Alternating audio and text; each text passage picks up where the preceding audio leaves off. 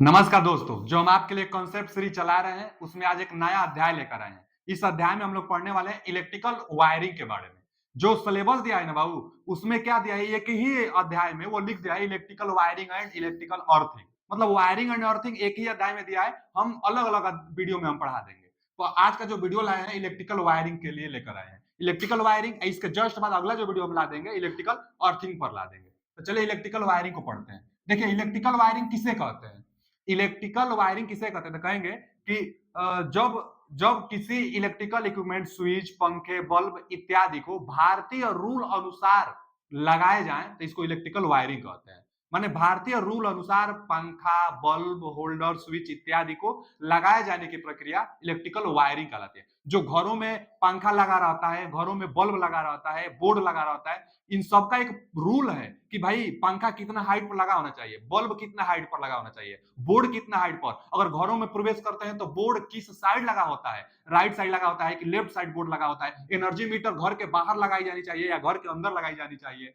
कि पावर सब सर्किट होता है, सब सर्किट होता है, जो लाइन फैन सब सर्किट कहलाता है। तो इन सब का रूल है कि कितना पॉइंट हो सकता है, कितना वाटेज हो सकता है। तो इसी रूल अनुसार इलेक्ट्रिकल इक्विपमेंट का कनेक्शन करना इलेक्ट्रिकल वायरिंग कहलाता है। समझ गए इलेक्ट्रिकल वायरिंग। अब देखिए जो इलेक्ट्रिकल वायरिंग करेंगे तो देखिए यहां पर आपका मान लीजिए ना, घर के बाहर एक पोल, घर के बाहर एक पोल आया है। अब पोल पर क्या तीन फेज होता है, आर वाई और बी, आर वाई और बी, और एक सबसे जो नीचे वाला होता है वो न्यूट्रल वायर होता है। और यहां पर मान लीजिए आपका घर है, ठीक। यहां पर क्या है ना, यहां पर आपका घर है। तो देखिए जो एनर्जी मीटर लगा रहता है ना, जिसमें सप्लाई देते हैं, तो एनर्जी मीटर में सबसे पहला सप्लाई जाता है। एनर्जी मीटर घर के बाहर लगा रहता है, इलेक्ट्रिकल रूल है यह। तो घर के बाहर एनर्जी मीटर लगा रहता है। यह मान लीजिए एनर्जी मीटर है, एनर्जी मीटर, जो एनर्जी मीटर है घर के बाहर एनर्जी मीटर, यह क्या है, यह आपका घर है। जी, घर के बाहर एनर्जी मीटर है। तो जो घरों को सप्लाई दी जाती है, सिंगल फेज के लिए सप्लाई दी जाती है ना, आप सिंगल फेज सब इक्विपमेंट होता है तो सिंगल फेज की सप्लाई, तो सिंगल फेज की सप्लाई लेने के लिए एक कोई फेज ले लेंगे। आर वाई बी तीनों फेज है और एन जो होता है न्यूट्रल होता है। तो एक न्यूट्रल वायर और एक फेज वायर, तो तीनों में से कोई एक फेज ले लीजिए। एक फेज ले लेंगे आप, यहां से, यहां से एक फेज हम लोग दे देंगे एनर्जी मीटर को। और एक क्या करेंगे, एक हम लोग न्यूट्रल दे देंगे, एक न्यूट्रल। तो देखिए यह जो आ रहा है यह न्यूट्रल, यह जो आ रहा है ना ये न्यूट्रल, न्यूट्रल यहाँ आप देखें, यहाँ देख लीजिए, यह जो बता रहा है न्यूट्रल को, और यह बी एक फेज को बता रहा है। तो यह फेज को, न्यूट्रल फेज एनर्जी मीटर को कनेक्शन दे देंगे। अच्छा जी, जब एनर्जी मीटर को न्यूट्रल फेज कनेक्शन दे देंगे तो यहाँ से जो फिर जो सप्लाई दो निकलेगी, यह सबसे पहला जब जाएगी ना घर में तो डिस्ट्रीब्यूशन बोर्ड पर जाएगा। एक लगा रहता है क्या बाबू, डिस्ट्रीब्यूशन बोर्ड, डी और बी। डीबी मतलब डिस्ट्रीब्यूशन बोर्ड, घरों में जो लगे रहते हैं डिस्ट्रीब्यूशन बोर्ड। वैसे तो नियम यह भी है कि एनर्जी मीटर के जस्ट पास में ही डिस्ट्रीब्यूशन बोर्ड लगाइए, लेकिन लोग अपनी सुरक्षा के लिए एनर्जी मीटर बाहर तो लगा देते हैं लेकिन डिस्ट्रीब्यूशन बोर्ड अंदर लगा देते हैं। लेकिन रूल है कि डिस्ट्रीब्यूशन बोर्ड भी एनर्जी मीटर के जस्ट पास। तो देखिए क्वेश्चन इससे क्या पूछता है कि पोल से घरों में सप्लाई जिस वायर से ली जाती है इसको क्या कहते हैं, तो सर्विस मेंस कहते हैं। एग्जाम में बहुत बार पूछता है बाबू। तो इसको हम लोग क्या कहेंगे, सर्विस मेंस, इसको कहेंगे service mains, service mains, service mains कहते हैं, सर्विस मेंस। जानते रहेगा कि सर्विस मेंस किसे कहते हैं, तो पोल से सप्लाई घरों में लाने की जो केबल लगी रहती है इसी को सर्विस मेंस कहते हैं। सर्विस मेंस बहुत इंपॉर्टेंट यह क्वेश्चन है। उसके बाद पूछता है कि घरों में सप्लाई सबसे पहले कहां जाती है, तो एनर्जी मीटर में जाती है। एनर्जी मीटर के बाद कहां जाती है, तो डिस्ट्रीब्यूशन बोर्ड में जाता है। और डिस्ट्रीब्यूशन बोर्ड से अब यहां से, अब जहां जहां सप्लाई ले जानी है, पंखा में, बल्ब में, किसी दूसरे रूम में, जहां जहां सप्लाई ले जानी है डिस्ट्रीब्यूशन बोर्ड से आप ले जाएंगे। तो डिस्ट्रीब्यूशन बोर्ड मतलब डिस्ट्रीब्यूट करना, और जितना सप्लाई देते हैं घरों में सबका सब पैरेलल में होता है। इसीलिए यह भी क्वेश्चन पूछता है कि जो घरों में वायरिंग की जाती है वह किस क्रम में होता है। तो जो घरों में वायरिंग होती है वह घरों की वायरिंग समांतर क्रम में किया जाता है। समांतर क्रम में घरों की वायरिंग होने से जितना इक्विपमेंट लगा है सबको क्या होगा, सबको वोल्टेज एक समान मिलेगा और सब अच्छा काम करेगा। तो इसलिए घरों की जो वायरिंग की जाती है समांतर क्रम में। वायरिंग वही प्रोसेस होता है कि एक इलेक्ट्रिकल रूल अनुसार इलेक्ट्रिकल इक्विपमेंट को, भारतीय रूल अनुसार इलेक्ट्रिकल इक्विपमेंट को अटैच करना इलेक्ट्रिकल वायरिंग कहलाता है। तो सर्विस मेंस यहां से इंपोर्टेंट था, कहां सप्लाई जाती है, ये इंपोर्टेंट पॉइंट है। फिर आगे जो भारतीय रूल है उस रूल में भी कुछ कुछ बताया गया है भैया कि बोर्ड कितना ऊंचाई तक लगानी चाहिए, बोर्ड किस दिशा में लगानी चाहिए, पंखा कितना हाइट पर होना चाहिए, कुछ रूल है जो कि पूछता है। तो जो एग्जाम में पूछता है वही हम सब यहाँ पर पॉइंट लिखे हैं। ये जितना पॉइंट लिखे हैं ना, ये सब का सब पॉइंट एग्जाम में समझिए पूछता है। तो अब क्या पूछेगा, सबसे पहला कि एसी और डीसी, बहुत सारा ऐसा इक्विपमेंट होता है घरों में कि जो एसी और डीसी दोनों पर चलता है। तो जो एसी डीसी दोनों पर चले उसके लिए जो वायरिंग करेंगे अलग अलग वायरिंग करेंगे। देखिए पहले लिखा क्या गया है कि वायरिंग से संबंधित आईएसआई इंडियन स्टैंडर्ड जो रूल होता है, आईएसआई के नियमानुसार, आईएसआई के नियमानुसार सबसे पहला कि एसी और डीसी वायरिंग अलग अलग करनी चाहिए। अगर घरों में कुछ ऐसा इक्विपमेंट है जो डीसी पर चल रहा है तो एसी और डीसी की वायरिंग अलग अलग वायर से करनी चाहिए। पहला पॉइंट तो ये, अगर पूछा कि अलग अलग होता है कि एक ही में होता है तो अलग अलग होता है। दूसरा पॉइंट ये पूछता है कि जो फेज है, तीन जो फेज होता है आर वाई बी, तो यह क्वेश्चन यह पूछता है ना कि फेज कलर, फेज वायर का कलर कौन सा होता है, तो तीनों में से कोई भी एक दे सकता है, रेड दे सकता है, येलो दे सकता है और ब्लू दे सकता है। तो यह किसको डिनोट करता है बाबू, फेज को बताता है। तो फेज का कलर कौन सा होगा, तो फेज का कलर रेड भी हो सकता है, येलो भी हो सकता है और ब्लू भी हो सकता है। तो यह तीनों फेज को बताएंगे। अच्छा अगला क्वेश्चन ये पूछता है, क्वेश्चन ये पूछता है ना बाबू कि बताइए ब्लैक का कलर का, जो ब्लैक कलर है यह किस चीज को डिनोट करेगा, और जो ग्रीन कलर है यह किसको, चाहे क्वेश्चन इस तरह पूछ लेगा कि जो जो अर्थिंग वायर होती है वह किस कलर का होती है, तो अर्थिंग वायर ग्रीन कलर का, EARTHING, अर्थिंग बहुत इंपोर्टेंट है बाबू, एकदम जानते रहिएगा, एकदम बहुत इंपोर्टेंट है कि जो अर्थिंग वायर होता है उसका कलर क्या होता है, तो अर्थिंग वायर का कलर ग्रीन कलर का, हरा कलर का होता है। अच्छा ब्लैक कलर का क्या होता है, तो न्यूट्रल, न्यूट्रल, न्यूट्रल का मतलब ये होता है ना, न्यूट्रल, न्यूट्रल का मतलब रिटर्निंग पार्ट, तो न्यूट्रल, न्यूट्रल जो होगा वह ब्लैक कलर का होगा। बहुत ज्यादा इंपोर्टेंट है, बहुत ज्यादा इंपोर्टेंट है कि न्यूट्रल वायर का कलर कौन सा होता है, तो ब्लैक कलर का होता है। अर्थिंग वायर का कलर क्या होता है, तो हरा कलर का होता है। फेज कलर का क्या होता है, तो फेज का RYB, तीनों में से कोई भी एक हो सकता है।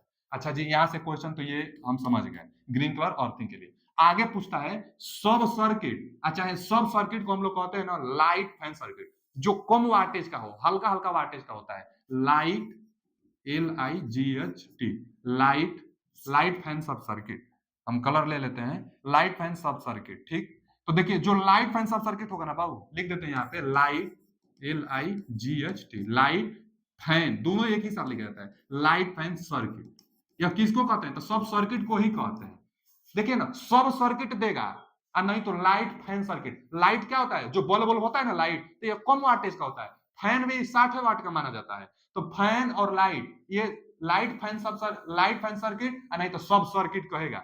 इसके लिए क्या पूछेगा, तो पूछेगा कि सब सर्किट चाहे लाइट फैन सर्किट के लिए कितना वाटेज संभव है और कितना बिंदु संभव है एक बोर्ड के लिए, तो एक बोर्ड के लिए 10 पॉइंट संभव है, 10 बहुत इंपोर्टेंट है, 10 पॉइंट एंड 800 वाट, 800 वाट। जैसे आप घरों की वायरिंग करेंगे, यहां देखिए अब डिस्ट्रीब्यूशन बोर्ड से आप वायरिंग करेंगे, तो मान लीजिए यहां पर एक बोर्ड लगाएंगे, मान लीजिए यहां पर एक बोर्ड लगाएंगे, तो इस बोर्ड से अगर पंखा और बल्ब केवल कनेक्टेड करना है, केवल पंखा और बल्ब, चाहे जितना कम वाटेज का जो भी कुछ डिवाइस हो, तो आप इसमें 10 बिंदु बना सकते हैं, 1 2 3 4 5 6 7 8 9 10, 10 पॉइंट इसमें आप ले सकते हैं, जो स्विच होता है ना वही 10 पॉइंट ले सकते हैं। और टोटल लोड कितना होना चाहिए, तो टोटल लोड वही देखिए 10 पॉइंट होना चाहिए, एक बोर्ड के लिए 10 पॉइंट होना चाहिए और 800 वाट का लोड होना चाहिए, एक बोर्ड के लिए 800। अगर आपके पास इतना इक्विपमेंट है कि उन सभी का लोड का योग अगर हम कर रहे हैं 1000 वाट आ रहा है, तो एक ही बोर्ड से 1000 वाट की सप्लाई नहीं देंगे, अब उसके लिए 2 बोर्ड लगाएंगे, एक बोर्ड में 1000 वाट दीजिए, बाकी जितना वाटेज बच रहा है एक और बोर्ड लगाइए, और जो वाटेज बच रहा है अब इससे दीजिए, तो इसको हम लोग क्या कहेंगे कि 2 बोर्ड लगा दिए। तो यहां से भी क्वेश्चन पूछता है, दे देता है कि बल्ब, इतना बल्ब लगाना है इतना वाट का, और इतना पंखा लगाना है जो कि इतना वाट का है, तो टोटल वाटेज आप जोड़िएगा, टोटल वाटेज जोड़ने के बाद देखिएगा 800 वाट से ज्यादा रहे तो एक और, अच्छा मान लीजिए कि 2000 वाट आ गया, तो 2000 वाट आ गया, तो 800 1600 वाट हुआ। माने एक और चाहिए बोर्ड, एक और बोर्ड लगाएंगे तब 2000 वाट कवर हो पाएगा। तो यहाँ से न्यूमेरिकल अगर पूछेगा तो बस जोड़ने के बाद वाटे से पूछेगा। हम वही बताए हैं, ये बहुत इंपॉर्टेंट है ये वाला पॉइंट, कि जो सब सर्किट होता है, चाहे लाइट फैन सर्किट कहलाता है, जो इसमें कितना पॉइंट होता है, तो 10 पॉइंट हो सकता है, 800 वाट हो सकता है एक बोर्ड के लिए। और अब आता है पावर सर्किट। एक देखिए यहाँ लिखा है पावर सर्किट। तो जो पावर सर्किट होता है, पावर सर्किट में क्या है, हीटर चलाते हैं, एसी चलाते हैं, रेफ्रिजरेटर चलाते हैं। और जो पावर सर्किट होगा ना बाबू, इसके लिए हम लोग केवल 2 पॉइंट बनाते हैं, केवल 2 पॉइंट। और क्या, 2 पॉइंट एंड 3000 वाट ले सकते हैं। ये पावर वाला है ना, पावर सर्किट है बाबू। तो पावर सर्किट में पावर ज्यादा, तो 3000 वाट हो सकता है एक बोर्ड के लिए। जैसे मान लीजिए कि यही है हमारा घर, यही हमारा घर है, ठीक है जी। अब जो सप्लाई आ रहा है, हम चाहते हैं ना कि एक यहाँ पर किचन है। अब यह किचन है, तो किचन में हीटर होना चाहिए ना। तो अब क्या करेंगे कि मोटा वायर लेंगे, पावर सर्किट के जो वायरिंग करेंगे ना, अर्थिंग में बता देंगे वायर का साइज। वैसे मान लीजिए ना कि कापर का वायर लेंगे तो 2 mm स्क्वायर का, अगर एल्यूमिनियम का वायर लेंगे तो 2.5 mm स्क्वायर का, 2.5 mm स्क्वायर का वायर लेंगे पावर सर्किट के लिए। इसके लिए लाइट फैन सब सर्किट के लिए कितना लेंगे, जो लाइट फैन सर्किट है इसके लिए कापर का वायर है तो 1 mm स्क्वायर, एल्यूमिनियम का वायर है तो 1.5 mm स्क्वायर। तो 1.5 mm स्क्वायर से हम लोग क्या कर देंगे, इसका वायरिंग कर देंगे। अच्छा जी, और पावर सर्किट के लिए अब ज्यादा भी केबल का मोटाई होना चाहिए, क्योंकि वाटेज इसके लिए ज्यादा है। तो पावर सर्किट है अगर, तो 3000 वाट होना चाहिए। मतलब वो एक बोर्ड 3000 वाट को शक्ति आप दे सकते हैं रूल अनुसार। और कितना पॉइंट, 2 पॉइंट। मान लीजिए एक पॉइंट ये, एक पॉइंट ये, एक मान लीजिए एक स्विच बना दीजिए, एक खोसने वाला और एक स्विच ले लीजिए ऑन ऑफ करने के लिए, बस 2 पॉइंट। बस 2 पॉइंट हो सकता है और 3000 वाट हो सकता है पावर सर्किट के लिए। बहुत ज्यादा इंपॉर्टेंट था। पावर सर्किट 2.3000 वाट और लाइट फैन सब सर्किट 10.800 वाट, जानते रहिएगा। और क्या पूछता है, वोल्टेज ड्रॉप पूछता है। देखिए यहाँ पर वोल्टेज ड्रॉप लिखा है, एक होता है वोल्टेज फ्लक्चुएशन। लो वोल्टेज के लिए वोल्टेज फ्लक्चुएशन ±5%, कहीं कहीं 6% भी देता है। वोल्टेज फ्लक्चुएशन ±5% अथवा 6% देता है। मीडियम के लिए प्लस माइनस कितना, 8% के आसपास दे देता है। लेकिन अगर हाई वोल्टेज है उसके लिए 10 से 12 प्लस माइनस परसेंटेज तक होता है वोल्टेज फ्लक्चुएशन। आगे पढ़ाएंगे, जब हम ट्रांसमिशन लाइन बताएंगे, डिस्ट्रीब्यूशन लाइन बताएंगे, वहां सब ये बताएंगे, लिखवाएंगे भी। अभी बस जान लीजिए कि वोल्टेज में फ्लक्चुएशन, फ्लक्चुएशन मतलब कितना वोल्टेज वैरी कर रहा है, कभी ज्यादा कभी कम, तो 5% तक वोल्टेज वैरी कर सकता है। उसके बाद मीडियम के लिए 8% तक, हाई के लिए 12% तक फ्लक्चुएशन कर सकता है। लेकिन फ्लक्चुएशन यहां नहीं पूछा है, वोल्टेज ड्रॉप पूछा है। तो वोल्टेज ड्रॉप 3% तक हो सकता है। वोल्टेज ड्रॉप 3% तक होता है। ये ड्रॉप है वोल्टेज, घरों की वायरिंग के लिए वोल्टेज ड्रॉप है जो कि 3% वोल्टेज ड्रॉप हो सकता है। अब फ्रीक्वेंसी भी ±3% चेंज हो सकता है, फ्रीक्वेंसी वाला भी पूछता है। हम यहाँ लिख देते हैं कि जो फ्रीक्वेंसी होगा वो ±3% चेंज हो सकता है। जैसे इंडिया में फ्रीक्वेंसी फिक्स है 50 हर्ट्ज, लेकिन 3% चेंज हो सकता है। तो फ्रीक्वेंसी ±3% चेंज हो सकता है। अब वोल्टेज ड्रॉप पूछा तो वो अभी 3% चेंज हो सकता है। लेकिन वोल्टेज फ्लक्चुएशन पूछा लो वोल्टेज के लिए तो 5% प्लस माइनस, हाई वोल्टेज के लिए पूछा तो 12, मीडियम के लिए पूछा तो 8 तक देता है, 6 से 8 तक देता है। अच्छा जी, वोल्टेज ड्रॉप हो गया। अब पूछता है हाइट ऑफ द फैन। घरों में जो फैन लगाएंगे कितना हाइट पर लगाएंगे।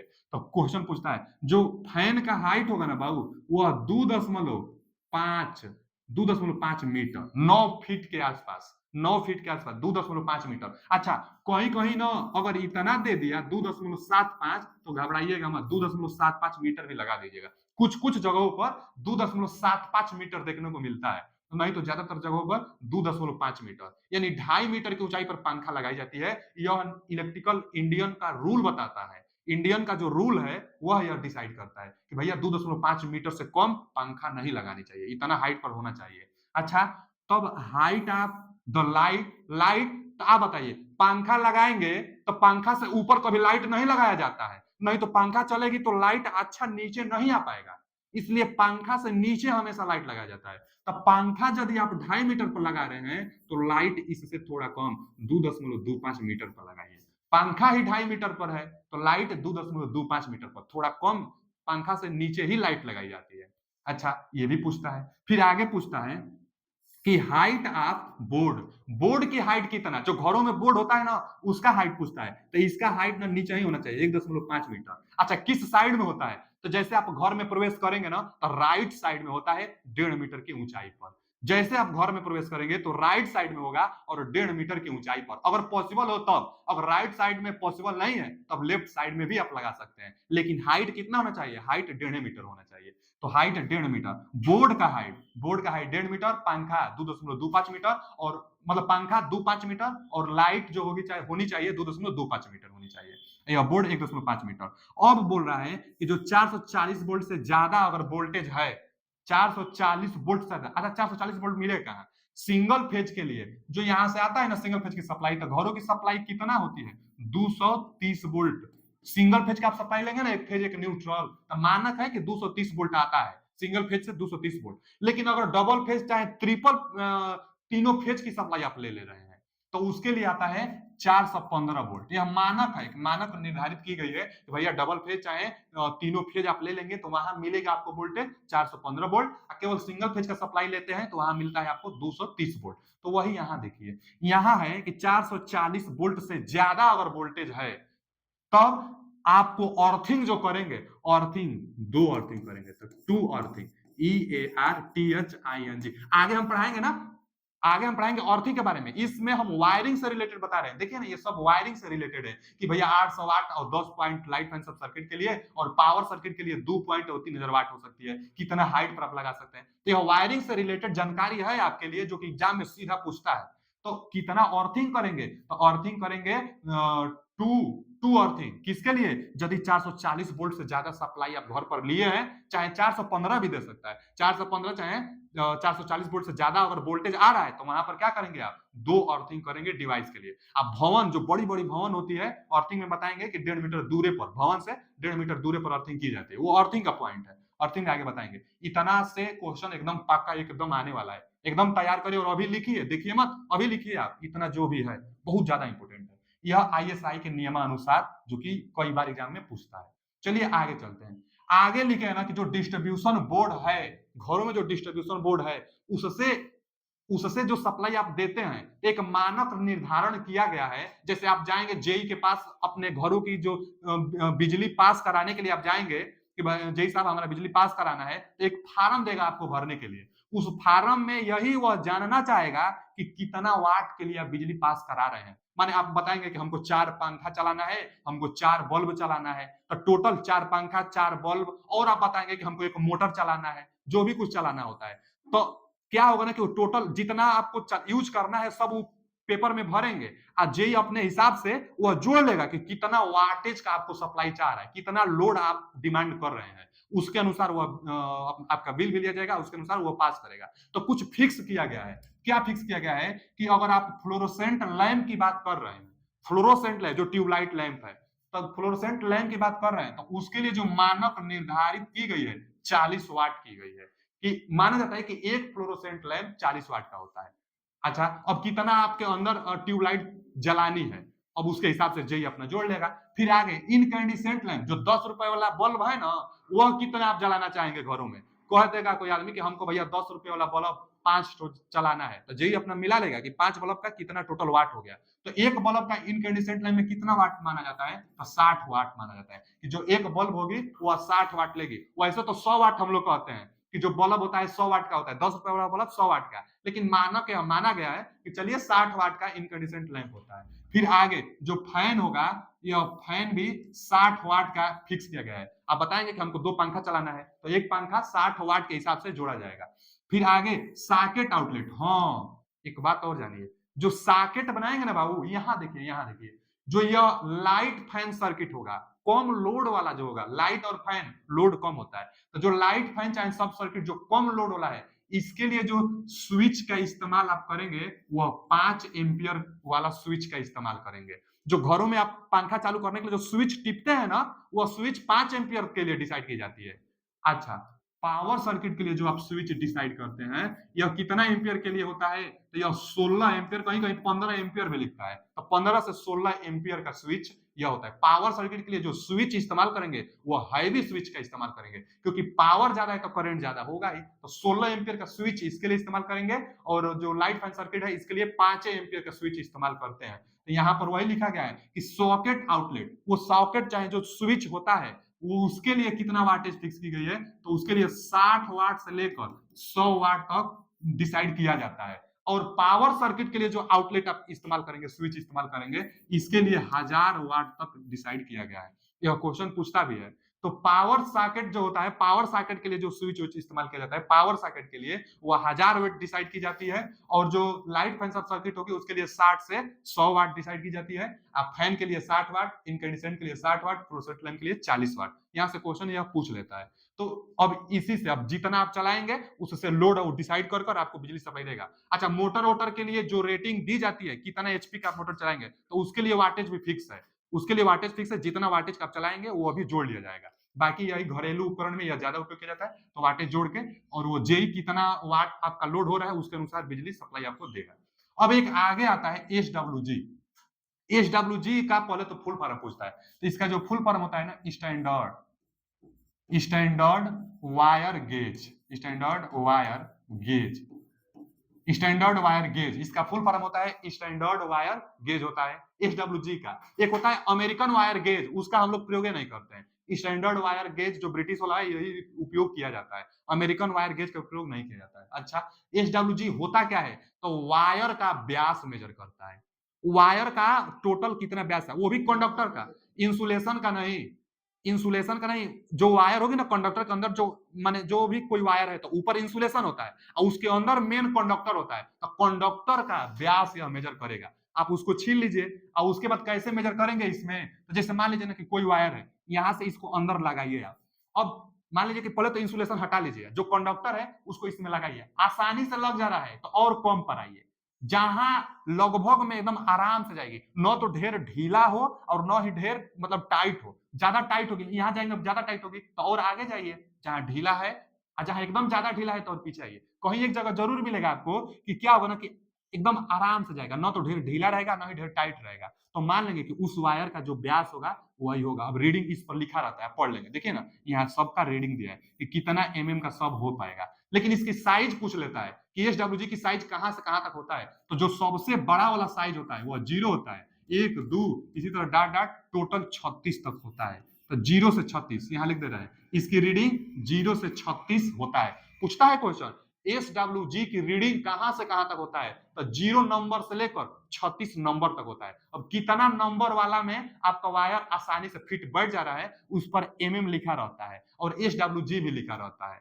तो जैसे मान लीजिए कि 1.5 mm का अगर स्क्वायर 1.5 mm स्क्वायर वाला आपके पास कोई कंडक्टर है, तो एसडब्ल्यूजी भी में पूछ लेता है। तो इसके लिए एसडब्ल्यूजी कितना देता है, कहीं 19 देता है, कहीं 16 देता है, कहीं 18, लगभग में मान लीजिए 19 ज्यादा देता है, तो 19 एसडब्ल्यूजी।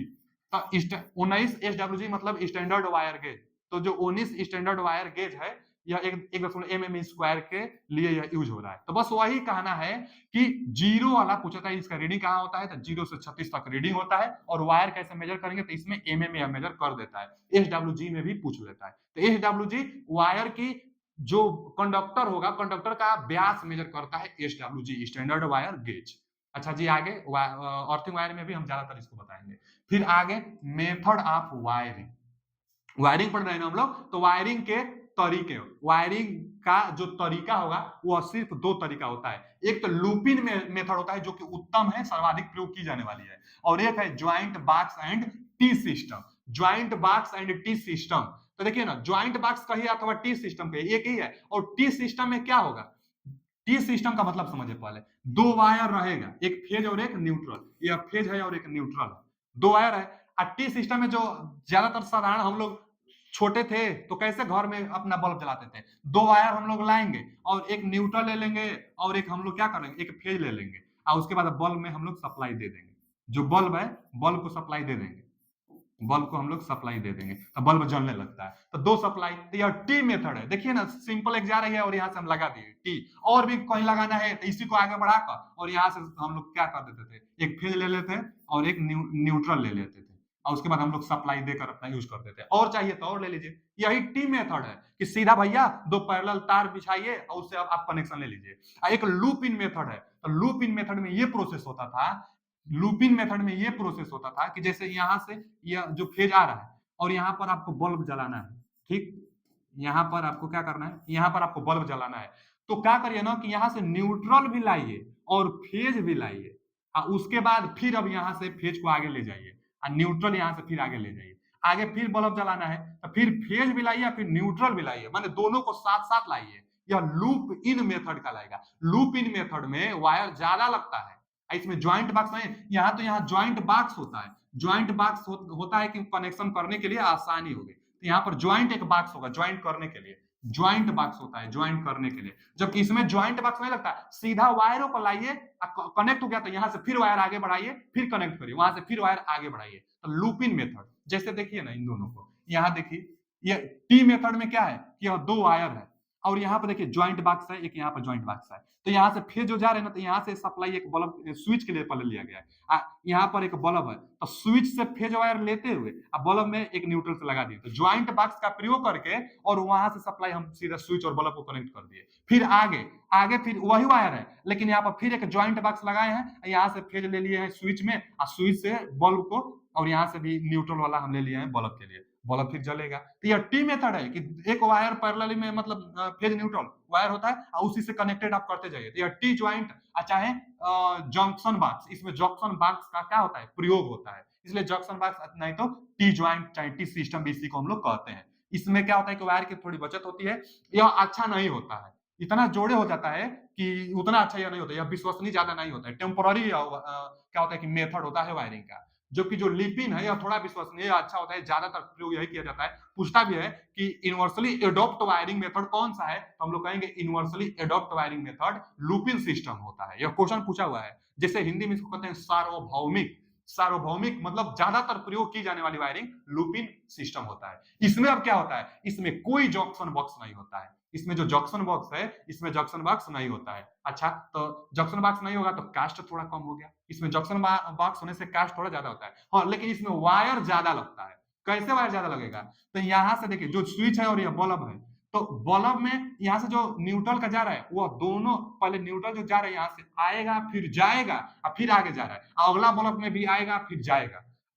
जो फेज वायर है फेज में भी यहाँ से आएगा इसमें जा रहा है और उसके बाद फिर देखिए ना क्या हो रहा है ना कि यह फेज यहाँ से यह आ रहा है, यह बल्ब में फेज कनेक्टेड है, एक और वायर लगा है ले जाने के लिए, तो आ भी रहा है और फिर लेकर जा भी रहा है, तो वायर थोड़ा ज्यादा लगेगी ना, एक वायर आने के लिए और एक वायर फिर उसको वापस ले जाने के लिए, तो इसके अपेक्षा वायर इसमें एक ही है, बस आ गया चलिए हो गया, आ गया हो गया, इसमें आ भी रहा है फिर जा भी रहा है, तो वायर थोड़ा ज्यादा लगता है। तो लूपिंग सिस्टम में वायर ज्यादा लगता है, जंक्शन बॉक्स नहीं होता है, यह सार्वभौमिक प्रयोग की जाने वाली मेथड होता है। तो लूपिंग सिस्टम फिगर देकर पूछता है, एकदम ध्यान दीजिएगा, इसमें जंक्शन बॉक्स नहीं होना चाहिए और वायर दोनों दम आनी चाहिए बल्ब के पास स्विच के पास, यह लूपिंग मेथड होता है। और यह टी सिस्टम चाहे जंक्शन बॉक्स, इसमें जंक्शन बॉक्स होता है इसमें वायर नहीं आता, दम फिगर पहचानने को देता है, तो फिगर आप एकदम ध्यान से देख लीजिए कि फिगर में अंतर क्या है, हम बता दिए हैं।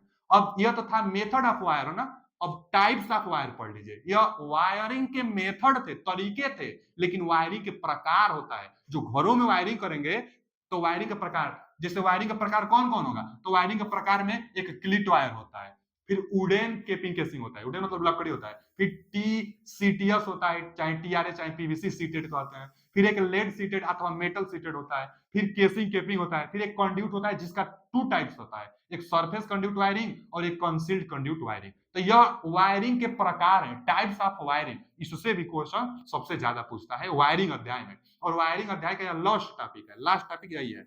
अब देखिए एक एक को हम बता रहे हैं, ध्यान से सुनिएगा, बहुत ज्यादा इंपॉर्टेंट है, इसका अंत में हम कंपेयर भी कर देंगे कि इन सब में कौन अच्छा होगा। जानकारी के लिए बता लीजिए कि सबसे अच्छा कंड्यूट वायरिंग होता है जिसका दो प्रकार होता है। चलिए बारी बारी से पढ़ते हैं। क्लिट वायरिंग, क्लिट वायरिंग किसे कहते हैं, तो क्लिट वायरिंग जैसे जो भी हो, हम लोग घरों में वायरिंग करते हैं ना, नॉर्मली दीवालों को ऊपर तार को ले जाते हैं और क्लिट ठोक देते हैं, जो पीवीसी का क्लिट आता है, क्लिट को वायरों के ऊपर हम लोग लगा देते हैं, बस बिछा देते हैं, वायर दिखाई देता है हम लोग को, वही क्लिट वायरिंग होता है। सबसे सस्ता क्लिट वायरिंग है, यही क्वेश्चन पूछता है कि सबसे सस्ता कौन सा वायरिंग है, तो हम लोग कहेंगे सबसे सस्ता क्लिट वायरिंग है। उसके बाद पूछता है कि भैया सबसे सस्ता तो है ये है, और कौन अस्थाई और कौन अस्थाई है, तो यह अस्थाई है। टेम्पररी वायरिंग कौन सा है, तो क्लिट वायरिंग टेम्पररी वायरिंग है, अस्थाई वायरिंग है, लिखते जा रहे हैं अस्थाई, अस्थाई, अस्थाई वायरिंग, अस्थाई वायरिंग है सबसे सस्ता यह क्वेश्चन पूछता है सबसे सस्ता और इसमें क्लिट ठोकते हैं। जैसे क्या होता है इसमें कि वायर मान लीजिए एक फेज जा रहा है और एक क्या जा रहा है, एक न्यूट्रल जा रहा है, तो फेज और न्यूट्रल जा रहा है ना बाबू, तो यहाँ पर क्या होता है, यहाँ पर क्लिट ठोकते हैं कि अड़का रहे, क्लिट आता है ना, जाएंगे ना क्लिट, आप देखे भी होंगे जो वायर होता है उस पर क्लिट, क्लिट भी कई प्रकार का होता है, आयताकार भी होगा, गोलाकार भी होगा, और ऐसे पिन टाइप का भी वह देता है, कील लगा रहता है, हम लोग ठोक देते हैं, इसी में वायर दबा रहता है। तो क्लिट भी कई प्रकार का होता है, पीवीसी का जो कि बना होता है, और इस पर हम लोग ठोकते हैं। तो पूछता यह क्वेश्चन है कि दो क्लिटों के बीच की दूरी कितनी होती है। जैसे यहाँ पर हम लोग क्लिट लगा रहे हैं ना, तो यह दो क्रमागत क्लिटों के बीच की दूरी 60 सेमी से ज्यादा नहीं होना चाहिए और 30 सेमी से कम भी नहीं होना चाहिए। तो 30 सेमी से लेकर 60 सेमी के मध्य दो क्लिटों के बीच की दूरी होनी चाहिए, यानी मैक्सिमम दो क्लिटों के बीच की दूरी 60 सेमी। यही क्वेश्चन पूछता है, तो क्लिटों के बीच की दूरी मैक्सिमम कितना, मैक्सिमम 60 सेमी होता है, और न्यूनतम कितना, तो न्यूनतम होता है 30 सेमी। अच्छा, यह दोनों वायर के बीच में दूरी भी पूछ लेता है, यह दोनों वायर के बीच में दूरी, तो इन दोनों वायर के बीच में दूरी ना 1.5 सेमी से 2.5 सेमी के बीच रखी जाती है। हम कितना लिख दे रहे हैं, 1.5 सेमी से 2.5 सेमी लिख दे रहे हैं, 1.5 सेमी से 2.5 सेमी के मध्य, 1.5 सेमी ज्यादा कर देता है, तो 1.5 सेमी से 2.5 सेमी के मध्य यह दोनों वायर के बीच की दूरी रखी जाती है। तो 1.5 सेमी से 2.5 सेमी के मध्य इन दोनों वायर के बीच की दूरी, और क्लिटों के बीच की दूरी कितना रखी जाती है, तो 30 से 60 सेमी रखी जाती है। यही क्वेश्चन पूछता है क्लिट वायरिंग से, और अस्थायी है, टेम्पररी है, सस्ता है, और दो क्लिटों के बीच की दूरी 60 सेमी है। आगे एक आता है वुडन केसिंग केपिंग। अच्छा, केस और उसके बाद कैप, एक होता है केस, इसी के ऊपर एक कैप लगाई जाती है, जो आजकल आप घरों में पट्टी वाला जो वायरिंग देखते होंगे ना, तो वह तो पीवीसी का रहा है, वह यहाँ पर है पीवीसी, केसिंग केपिंग यह पीवीसी से होता है, जो कि पहले लकड़ी का आता था, वही वाला था लेकिन लकड़ी का था सबसे पहले। यह सबसे पुराना विधि तो यही है केसिंग केपिंग, लकड़ी का पहले मतलब केस भी आता था, उसके बाद ऊपर बीट भी आता था, दोनों लकड़ी का होता था। तो इसमें खतरा होता था आग लगने की, लकड़ी का है, स्पार्क होगा तो आग लग जाएगा, तो आग लगने की खतरा होती थी। केसिंग केपिंग या मेथड था जो कि पहले प्रयोग किया जाता था, इससे क्वेश्चन ही नहीं पूछता है। आगे क्या है, टीसीएस अथवा टीआरएस अथवा पीवीसी सीटेड केबल। देखिए, जो पहले तो इसका फुल फॉर्म जानिए ना, जो टीआरएस होता है बाबू, जो टीआरएस होता है, टीआरएस का फुल फॉर्म क्या होगा, टांग रबर सीटेड, टांग रबर सीटेड। टांग रबर सीटेड का मतलब ना, जो टांग रबर सीटेड होगा कि जो वायर होगी पहले तो हमारा मेन कंडक्टर है, इस पर ना एक इंसुलेशन तो होता ही है, प्लस में इसके ऊपर से एक और इंसुलेशन होगा। जैसे केबल आप देखे होंगे, केबल देखे होंगे तो एक एल्युमिनियम का कंडक्टर होता है, उसके ऊपर इंसुलेशन होता है, उसके बाद एक और इंसुलेशन होता है, केबल में दो दो इंसुलेशन होगा। तो सबसे जो ऊपर से इंसुलेशन होगा उसी को हम लोग क्या कहते हैं, टांग टांग रबर, टांग रबर सीटेड, टांग रबर सीटेड, वही इसका फुल फॉर्म भी होता है कि टांग रबर सीटेड, सीआरएस, टांग रबर और सीटेड। तो टांग रबर सीटेड में दो इंसुलेशन एक अलग से ऊपर से रबर बनाई जाती है। अच्छा, एक केबल टाइप सीटेड भी होता है, तो उसी को कहते हैं ना केबल वायर जो होता है, उसी को तो केबल टाइप सीटेड।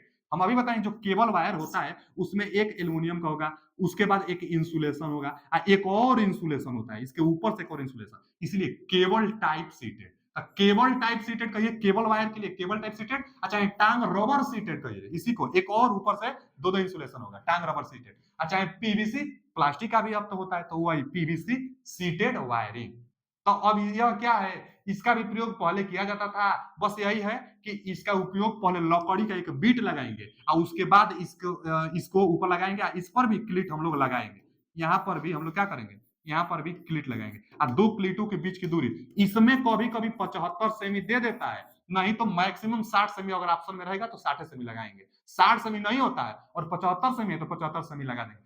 क्लिट वाला में तो 60 सेमी एकदम फिक्स है, लेकिन जो बैटन टाइप है, इसको बैटन टाइप वायरिंग भी कहते हैं। तो जो बैटन टाइप वायरिंग होता है बाबू, ये वाला टीआरएस वाला, चाहे सीटीएस केबल, केबल जो टाइप सीटेड है, तो केबल केबल टाइप जो सीटेड वाला होता है, इसमें क्या करते हैं केबल टाइप सीटेड वाले में कि क्लिटों के बीच की दूरी 75 सेमी भी दे देता है, तो 75 नहीं तो 60 सेमी मैक्सिमम होता है क्लिटों के बीच की दूरी। लकड़ी पर इस केबल का प्रयोग किया जाता है, जो कि पहले रेलवे में आप देखे होंगे कि जो रेलवे का पहले था, एक पटरा एक बिछा देता जाता था और ऊपर से एक केबल बिछा देते हम लोग, जिस पर पीवीसी पीवीसी का ऊपर से बाइंडिंग होता था, व्हाइट कलर का था वायर, और पूरा बहुत ज्यादा ज्यादा वायर बिछा रहता था, इसी को हम लोग बैटन टाइप कहते हैं, जो कि पहले प्रयोग किया जाता था।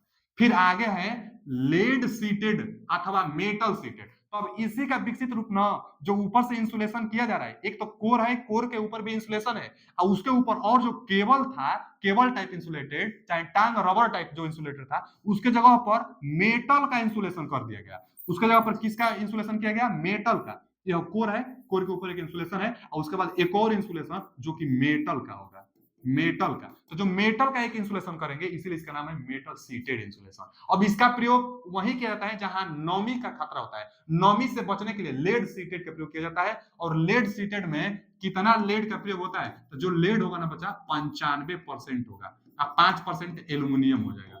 5% एल्यूमिनियम और लेड, लेड सीटेड है ये, लेड विद्युत का कुचालक होता ही है, तो कुचालक मटेरियल ऊपर से हम लोग लगा देंगे और नमी को अंदर नहीं जाने देंगे। तो नमी से बचाता कौन सा है? Lead seated. इससे क्वेश्चन यही बनता है कि नमी से सुरक्षा प्रदान करने के लिए सबसे अच्छा कौन सा वायरिंग मेथड है? तो लेड सीटेड वायरिंग मेथड, चाहे मेटल सीटेड वायरिंग मेथड, जो ऊपर से एक मेटल लेप लगा देते हैं। अच्छा, उसके बाद जो है केसिंग केपिंग वायरिंग है। केसिंग केपिंग वायरिंग पीवीसी का होता है। पहले तो लकड़ी का होता था, लेकिन यहाँ केसिंग केपिंग जो है पीवीसी का होता है। इसमें आप देखे होंगे जो घर होता है ना, पट्टी टाइप का भी वायरिंग इसको कहते हैं। पहले क्या होता है, पट्टी पहले लगा दी जाती है और उसके बाद उसके अंदर वायर बिछा दी जाती है और उसके ऊपर से फिर केपिंग कर दी जाती है। तो पहले केस किया जाएगा और उसका उसके ऊपर से टोपी, केप माने टोपी, तो केसिंग के ऊपर केपिंग कर देंगे हम लोग। केसिंग केपिंग वायरिंग जो कि पीवीसी का वो होता है, उसके अंदर वायरिंग होती है। तो यह थोड़ा अच्छा है। इन सबसे अच्छा, यह तो नमी से बचाने के लिए अच्छा है, लेकिन और सबसे अच्छा ये केसिंग केपिंग थोड़ा अच्छा होता है। केसिंग केपिंग जो कि सरफेस किया जाता है, इसमें पैसा कम लगता है। किसके? इन सबसे तो ज्यादा लगता है, लेकिन अगर वायरिंग करनी है घरेलू में तो सबसे ज्यादा वायरिंग यही चलता है। इसमें पैसा थोड़ा कम लगता है और थोड़ा सा सौंदर्य अच्छा है। इससे भी अच्छा पैसा कंड्यूट में लगेगा और यह अच्छा भी रहेगा। इसमें मैकेनिकल टोच, जो मैकेनिकल यांत्रिक बल होता है ना, मैकेनिकल फोर्स जो होता है बाहर से बल, तो इसमें लग सकता है। या बाहर बाहर पट्टी बिछाई जाती है, कभी भी कहीं से भी चोट इसको लग सकता है, तो जो वायर हमारा होगा, चाहे जो बाइंडिंग होगी, जो वायरिंग होगी, वायरिंग डिसमैच्ड हो सकती है, क्योंकि यह सरफेस पर है। कंड्यूट में एक सरफेस इसमें भी आता है और एक कंसील्ड आता है। तो सरफेस वाला है ना, कि गोलाकार पाइप से सरफेस पर किया जाता है, गोलाकार पाइप से सरफेस पर कंड्यूट वायरिंग करते हैं सरफेस पर। इसी के अंदर एक कंसील्ड कंड्यूट वायरिंग, तो जो कंसील्ड वाला होता है वह दीवार के अंदर अंदर छिपी हुई वायरिंग इसी को कहते हैं। दीवार के अंदर अंदर होता है, चाहे जो ढलैया वलैया घर द्वार होता है, तो उसके अंदर अंदर एक नई पाइप डालकर और वायरिंग की कर दी जाती है, तो उसी को कहते हैं कंसील्ड। कंसील्ड मतलब क्या? छिपा हुआ। कंसील्ड का मतलब छिपा हुआ। कंसील्ड मतलब क्या होता है? छिपा हुआ। तो छिपा हुआ वायरिंग यही है। सबसे उत्तम अगर कोई वायरिंग है तो कंसील्ड कंड्यूट वायरिंग है, क्योंकि अंदर छिपा रहता है। इसमें क्या है, इसमें उतना पाइप भी लगा रहता है तो खर्चा भी ज्यादा आती है, लेकिन इसमें नमी से भी सुरक्षा प्रदान होता है, मैकेनिकल चोट से भी सुरक्षा प्रदान करता है, अच्छा होता है। केबल ये अंदर अंदर है, तो जब इसमें केबल लगाई जाती है तो हाईवी केबल लगाई जाती है, तो सर्वाधिक खर्चा इसमें होता है और सर्वाधिक अच्छा यही है, कंसील्ड। इसके बाद तो सरफेस वाला है और उसके बाद केसिंग केपिंग वाला है। तो इन सब का अंतर हम देख लेते हैं। या क्वेश्चन भी पूछता है, क्वेश्चन इसमें से यही पूछेगा कि लिटो के बीच की दूरी पूछता है। सबसे अच्छा कौन सा है? तो कंड्यूट वायरिंग। कंड्यूट में भी कौन सा? तो कंसील्ड कंड्यूट वायरिंग। कौन वायरिंग दीवार के अंदर होता है? तो कंसील्ड वायरिंग। कौन किस किस प्रकार की वायरिंग में सबसे ज्यादा खर्चा लगता है? तो कंसील्ड कंड्यूट वायरिंग में सबसे ज्यादा खर्चा लगता है। हम क्वेश्चन भी कराएंगे, जहां वहां पर देखेंगे कि कैसा कैसा क्वेश्चन इससे बन रहा है। जो हम बताएं यही सब क्वेश्चन बनेगा। जैसे एक चार्ट भी आता है, इस चार्ट को आप देख लीजिए। जो चार्ट आता है ना बाबू, इस चार्ट से क्वेश्चन यही बनेगा कि किस प्रकार की वायरिंग की लाइफ ज्यादा होगी। तो जो अंदर अंदर था ना, उसकी लाइफ ज्यादा। कंड्यूट पाइप जो वायरिंग है, इसकी लाइफ बहुत अधिक होगी। यहाँ लाइफ बताया है ना, तो लाइफ बहुत अधिक कंड्यूट वायरिंग की होगी। और सबसे कम लाइफ तो भैया क्लिट का सबसे कम है। क्लिट का जो लाइफ है क्या है? क्लिट का लाइफ सबसे कम है। क्लिट वायरिंग टेम्पररी वायरिंग में था, वह परमानेंट वायरिंग है, लेकिन यह टेम्पररी वायरिंग है क्लिट वायरिंग, इसकी लाइफ सबसे कम होगी। अच्छा, केसिंग केपी की थोड़ा सा अधिक होती है। सीटीएस जो था, सीटीएस चाहे टीआरएस, इसकी भी अधिक होती है। लेड सीटेड जो था उसकी भी अधिक होती है, लेकिन जो कंड्यूट पाइप वायरिंग था उसका सबसे ज्यादा सर्वाधिक लाइफ होता है, ज्यादा दिन तक टिकाऊ होता है, क्योंकि उसमें सब कुछ अच्छा से हम लोग प्रयोग भी करते हैं और वह दीवार के अंदर भी होता है, तो ऐसे भी टिकाऊ होगा। उसके बाद यांत्रिक सुरक्षा, वही मैकेनिकल चोट जो लग सकते हैं ना, तो जो सरफेस पर वायरिंग रहेगा उसको मैकेनिकल चोट लग सकती है। वह कुछ हम अगर सामान्य कर रहे हैं या घर में कुछ कामें कर रहे हैं तो उसको धक्का लग सकता है, तो वही मैकेनिकल चोट पूछा है। तो जो क्लिट वायरिंग होगी यह तो टेम्पररी है, तो इससे कोई मतलब नहीं है। मैकेनिकल चोट टेम्पररी ना, कुछ कुछ टाइम के लिए किया जाता है, तो इससे तो कोई मतलब नहीं है। लेकिन बहुत अच्छी होगी इसके लिए, बहुत अच्छी कंड्यूट वायरिंग के लिए। कंडक्ट वायरिंग के लिए मैकेनिकल चोट बहुत अच्छी का मतलब यह अंदर आता है, मैकेनिकल चोट नहीं लगेगा उसको, तो इसका मतलब मैकेनिकल चोट उसका बहुत अच्छा है कि वो बहुत सहन करेगा। अंदर है तो वो का अंदर है तो सबसे अच्छा वही है कि बहुत अच्छी होती है। जो लेड सीटेड है, लेड का होने के कारण इसका भी अच्छा है और इसका भी कुछ कुछ है इसका मैकेनिकल चोट। फिर आगे जो मूल्य है यह सस्ती है।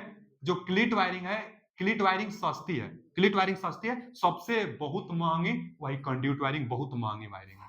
तो कंड्यूट वायरिंग मूल्य उसका बहुत महंगा होगा, और लेड सीटेड का मध्यम होगा। और जो टीआरएस है चाहे सीटीएस है, टीआरएस चाहे सीटीएस है, यह भी सस्ती होता है। और केसिंग केपिंग क्या होता है, कुछ ठीक ठाक होता है। सबसे ज्यादा किसका पैसा लगता है, तो बहुत महंगा होता है ये कंड्यूट वायरिंग जो होता है, उसका पैसा सबसे ज्यादा लगता है। और भी देख सकते हैं, जैसे कारीगर वाला पूछता है कि किसमें मजदूरों की संख्या ज्यादा लगेगी, तो जो कारीगर होगा ना कुशल नहीं, माने इसमें क्लिट वायरिंग में ज्यादा कारीगर की आवश्यकता नहीं होगी। अच्छा, बहुत कुशल किसमें लगते हैं, तो केसी केपिंग में। कोई ऊपर चढ़ा रहेगा भाई और क्या करेगा कि बीट ठोकेगा, कोई पकड़ाने वाला रहेगा, फिर केपिंग लगाना है, तो बहुत अधिक, बहुत कुशल, मतलब लेबर की संख्या इसमें ज्यादा चाहिए। लेबर की संख्या इसमें केसिंग केपिंग में ज्यादा चाहिए, और कंड्यूट वायरिंग है इसमें भी ज्यादा चाहिए। लेबर की संख्या पूछता है कि किसमें लेबरों की संख्या ज्यादा होती है और किसमें कम होता है, आप जानते रहिएगा। उसके बाद देखने में अच्छा कौन है, तो कंड्यूट अंदर है ना, तो देखने में बहुत अच्छी देखने में होगा। जो कंड्यूट वायरिंग होगा वो क्या होगा बाबू, देखने में बहुत अच्छा होगा।